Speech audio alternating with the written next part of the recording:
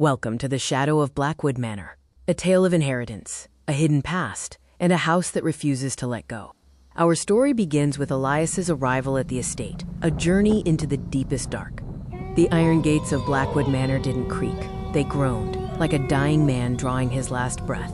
Elias stood before the decaying estate, a heavy brass key cold in his palm. He had inherited this house from an uncle he never knew. As Elias stepped inside, the air grew thick with the scent of dried lavender and rotting wood. The foyer was eerie. Every mirror was covered in heavy black silk, obscuring all reflections. Elias caught a glimpse in a small gap. In the mirror, a tall, faceless figure stood right behind him. He spun around, and there was nothing. The only sound was the ticking of a grandfather clock that had no hands, marking a time that didn't seem to exist.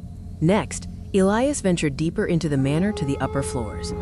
He climbed the spiral staircase, his flashlight cutting through the oppressive dark, reaching the master study. There, a single oil painting hung uncovered, a portrait of the manor itself, painted 100 years ago.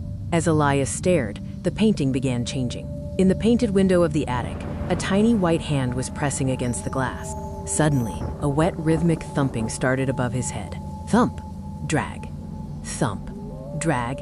It was something heavy being pulled across the floorboard. He followed the sound to the attic door, which was sealed with 3 heavy iron bolts, bolted from the outside, as if to keep something trapped within. The final confrontation lay behind that bolted door.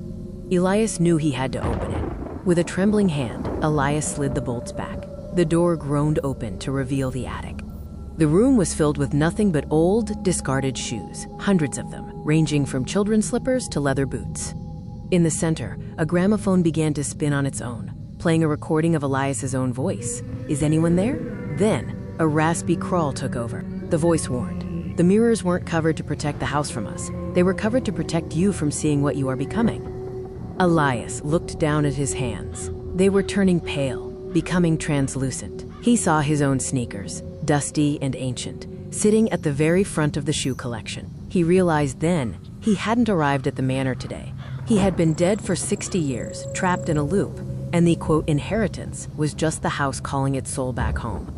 The lights flickered out. The bolts on the door slid shut. Silence returned to BlackWood Manor.